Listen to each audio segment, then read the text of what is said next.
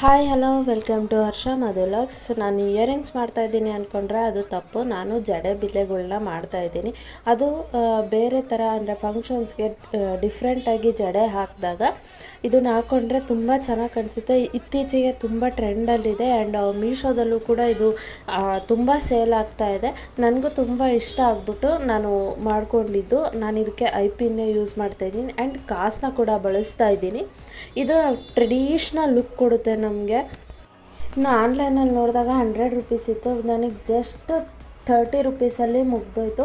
ಐಪಿನ್ನ bend ಮಾಡಿಕೊಂಡು ಅದಕ್ಕೆ ಕಾಸಿಗೆ ಹಿಂದೆಗಡೆ ಹಚ್ಬಿಟ್ಟು ಆ್ಯಂಡ್ ರೌಂಡಿಗೆ ಹೋಲ್ ಇದೆಯಲ್ಲ ಅಲ್ಲಿಗೆ ನಾನು ಸ್ಟೋನ್ಸ್ನ ಕೂಡ ಹಚ್ಚಿದ್ದೀನಿ. ಇದೆಲ್ಲ ಒಣಗೋಷ್ಟರೊಳಗೆ ಹಾಫ್ ಡೇ ಆಗೋಗಿತ್ತು. ಸೊ ತುಂಬ ಚೆನ್ನಾಗಿ ಬಂದಿದೆ.